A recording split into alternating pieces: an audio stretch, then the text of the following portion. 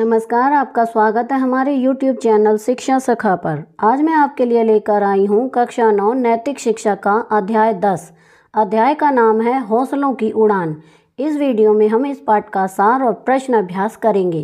पिछली वीडियो में मैंने आपको पाठ 9 हमारे त्यौहार पाठ का सार प्रश्न अभ्यास करवाए थे। अगर आप मेरे चैनल पर नए हैं और अभी तक आपने मेरे चैनल को सब्सक्राइब नहीं किया है तो प्लीज़ मेरे चैनल को सब्सक्राइब कर लें और बेल आइकन को ज़रूर दबाएं। मैंने अपने चैनल की प्लेलिस्ट में सब्जेक्ट वाइज लिस्ट डाली हुई है। आप जिस भी सब्जेक्ट के लेसन को देखना चाहते हैं मेरे चैनल की प्लेलिस्ट में जाकर उसे देख सकते हैं। तो चलिए पाठ की शुरुआत करते हैं। एक पौराणिक प्रसंग के अनुसार महाभारत के युद्ध में आहत हुए भीष्म ने दृढ़ इच्छा शक्ति के बल पर अपनी मृत्यु को सूर्य के उत्तरायण होने तक टाल दिया था। प्रारंभ में पढ़ाई से वंचित रहे कालिदास ने अनवरत अध्ययन से उन्हें महाकवि के पद पर अभिषिक्त किया और जन्मांध सूरदास ने साहित्य के क्षेत्र में वात्सल्य के चरम को छू लिया। विश्व के इतिहास में ऐसे असंख्य उदाहरण हैं जब शारीरिक रूप से अशक्त लोगों ने भी मन की शक्ति के बल पर न केवल अपने लक्ष्य को प्राप्त किया अपितु जीवन को आदर्श रूप में स्थापित भी किया।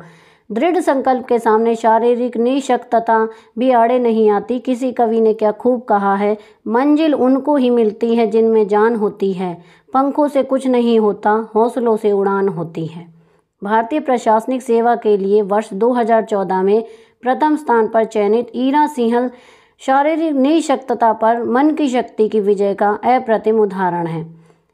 ईरा उन व्यक्तियों के लिए जीवंत प्रेरणा स्रोत हैं जो मामूली अभावों को रोना रोते हुए अपने पुरुषार्थ को परिस्थितियों के बहाव में बहा देते हैं। मेरठ के एक शिक्षित परिवार में ईरा सिंहल का जन्म हुआ। जन्म के समय वह पूर्ण स्वस्थ व सामान्य बालिका जैसी लगती थी, लेकिन कुछ समय बाद उसकी रीढ़ की हड्डी असामान्य रूप से बढ़ने लगी। इस रोग का नाम स्कोलोलियोसिस है। स्कोलोलियोसिस के कारण रीढ़ की हड्डी सीधी रहने के बजाय असाकार की हो जाती है। ऑपरेशन में जान का खतरा था, अतः माता पिता ने ऑपरेशन कराने का जोखिम नहीं उठाया। यही नहीं, एक और चुनौती पिता राजेंद्र सिंह और उनकी बेटी का इंतजार कर रही थी। वे जिस भी स्कूल में उसका दाखिला कराने जाते, स्कूल प्रबंधन ईरा की शारीरिक दिक्कत की वजह से दाखिला देने में आनाकानी करता। सामान्यतः शारीरिक चुनौती से जूझते लोगों के प्रति समाज में सदाशयता कम ही देखने को मिलती है। कारण व्यावसायिक बुद्धि को प्राप्त असंतुलित सम्मान ने लोगों की संवेदनाओं को शुष्क कर दिया है। विद्यालय प्रशासन का ऐसा दृष्टिकोण संविधान प्रदत्त समानता के अधिकार का तो उल्लंघन है ही, नैतिकता की घोर अवमानना भी है। प्रतिष्ठा लब्ध शिक्षण संस्थान सूचनाओं के ढेर और तथ्यात्मक ज्ञान उपलब्धता में ही अपने शिक्षण दायित्व की पूर्णता समझते हैं। समाज उनसे कहीं अधिक की अपेक्षा करता है। समाज का संस्कार करना व कमजोरों को ज्ञानार्जन की प्रक्रिया में भागीदार बनाना ही उनका दायित्व है। समाज का सुदृढ़ीकरण व उसका सांस्कृतिक नेतृत्व करना शिक्षण संस्थाओं की दोहरी जिम्मेदारी है। खराब परीक्षा परिणाम आने की संभावना मात्र से ईरा जैसे बच्चों को प्रवेश देने में बाधाएं खड़ी कर वे जाने अनजाने सामाजिक पूर्णता की अवहेलना करते हैं। अस्तु ईरा को बड़ी कठिनाई से स्कूल में प्रवेश मिलता है। कुछ ही दिनों में वह अपनी प्रतिभा और मिलनसार स्वभाव द्वारा अपने साथियों और शिक्षकों के हृदय में स्थान बना लेती है। जरूरतमंद लोगों की सहायता का भाव उनमें बचपन से ही था। उसने 8 वर्ष की आयु में, जिस आयु में बच्चे अपने पैसों की टॉफ़ी और कुरकुरे खाने में खर्च कर देते हैं, उत्तरकाशी के भूकंप पीड़ितों के लिए अपने गुल्लक के 91 रुपये भिजवाए थे। उसकी इच्छा थी कि वह डॉक्टर बनकर असहाय लोगों की सेवा करे, लेकिन उसके पिता ने बेटी की शारीरिक परेशानी को देखकर उसे जीव विज्ञान विषय लेने से मना कर दिया। उनका कहना है, मुझे लगा कि इस मेडिकल की पढ़ाई तो कर लेगी पर खड़े होकर सर्जरी करने में ईरा को दिक्कत होगी। उसको मजबूरी में कंप्यूटर इंजीनियर में प्रवेश लेना पड़ा। बेमन से इंजीनियरिंग की पढ़ाई करते हुए वह हर बार अच्छे अंक प्राप्त करती। तकनीकी पढ़ाई ने उसके हृदय की सरसता को छीन लिया हो ऐसा नहीं था। कॉलेज के दिनों में वह नाटकों में अभिनय करती थी। अभिनय के साथ साथ उसे कविता लिखने व साहित्य पढ़ने का भी शौक है। उसका मानना है कि अच्छा साहित्य मनुष्य को जीने की कला सिखाता है। कंप्यूटर की पढ़ाई के बाद उन्होंने फाइनेंस में मार्केटिंग में MBA किया तथा इस आधार पर एक कंपनी में नौकरी भी की। नौकरी के दौरान ही ईरा का मन सिविल सर्विस में जाने का बना। मेहनत व ध्येय के प्रति एकाग्रता से वे लगातार 3 बार सिविल सर्विस की परीक्षा में सफल रहीं, लेकिन ईरा का दुर्भाग्य भी कम हठीला नहीं था। शारीरिक असमानता के कारण उन्हें नियुक्ति नहीं दी जा सकी। इस पर भी हार मानने वाली नहीं थी। वे अपने अधिकार के लिए कोर्ट गईं। कोर्ट ने उनके पक्ष में फैसला सुनाते हुए सरकार को उन्हें नौकरी देने का आदेश दिया। इस प्रकार उन्हें भारतीय राजस्व सेवा में काम करने का अवसर मिला।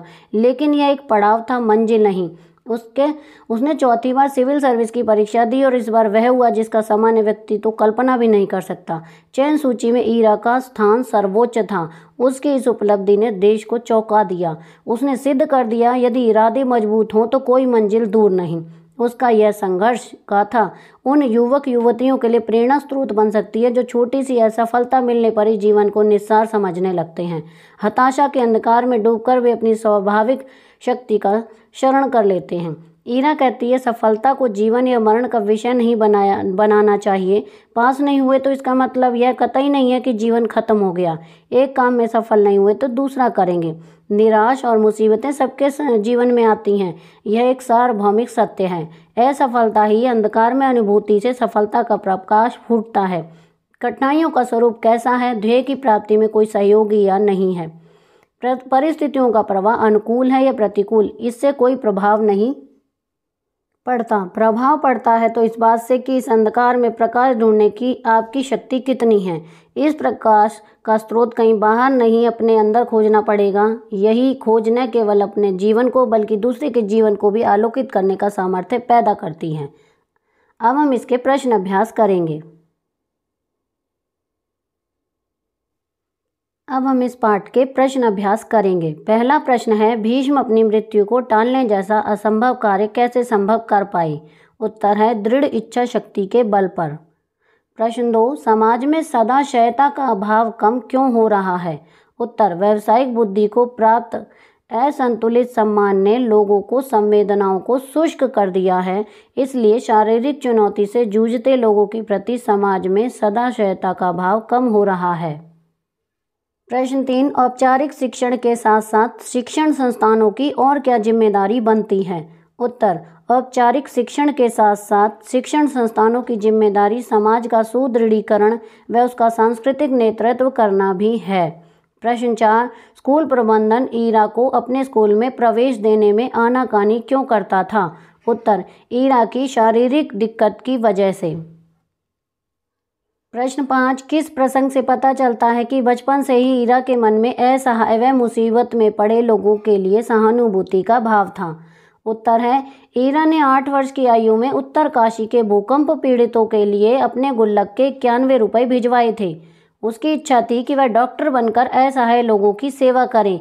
इस प्रसंग से पता लगता है कि ईरा के मन में असहाय व मुसीबत में पड़े लोगों के लिए सहानुभूति का भाव था। प्रश्न 6, पिता ने ईरा को जीव विज्ञान विषय लेने से मना क्यों कर दिया? उत्तर है, पिता ने ईरा की शारीरिक परेशानी को देखकर उसे जीव विज्ञान विषय लेने से मना कर दिया। उसका कहना है कि मुझे लगा ईरा मेडिकल की पढ़ाई तो कर लेगी पर खड़े होकर सर्जरी करने में ईरा को दिक्कत होगी। प्रश्न 7, सिविल सर्विस की परीक्षा उत्तीर्ण करने पर भी ईरा को पोस्टिंग क्यों नहीं मिली? क्या इससे वह निराश हो गई थी? उत्तर, शारीरिक असमानता के कारण सिविल सर्विस की परीक्षा उत्तीर्ण करने पर भी ईरा को पोस्टिंग नहीं मिली। इस बात से वह निराश नहीं हुई। वह अपने अधिकार के लिए कोर्ट गई। कोर्ट ने उनके पक्ष में फैसला सुनाते हुए सरकार को उन्हें नौकरी देने का आदेश दिया। प्रश्न 8, ईरा के संघर्षों से आपको क्या प्रेरणा मिलती है? उत्तर है, निराशा और मुसीबतें सबके जीवन में आती हैं। असफलता की अंधकार में अनुभूति से सफलता का प्रकाश फूटता है। प्रभाव पड़ता है तो इस बात से कि इस अंधकार में प्रकाश ढूंढने की आपकी शक्ति कितनी है। इस प्रकाश का स्रोत कहीं बाहर नहीं, अपने अंदर खोजना पड़ेगा। प्रश्न 9, शारीरिक अशक्तता की पूर्ति मन की शक्ति से हो सकती है, लेकिन मन की क्षीणता को शरीर की शक्ति से दूर नहीं किया जा सकता। विषय पर अध्यापक कक्षा में चर्चा कराएं।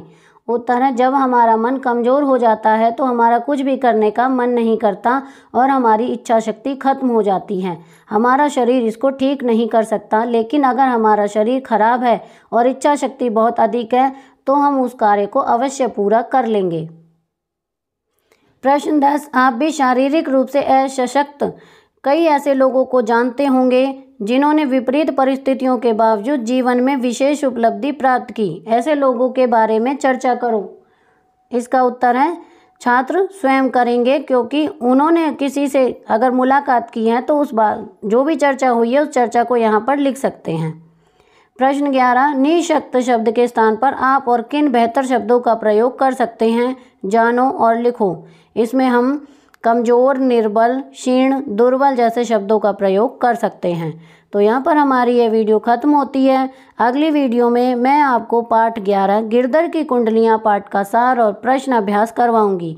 आपको मेरी ये वीडियो कैसी लगी मुझे कमेंट करके ज़रूर बताएं।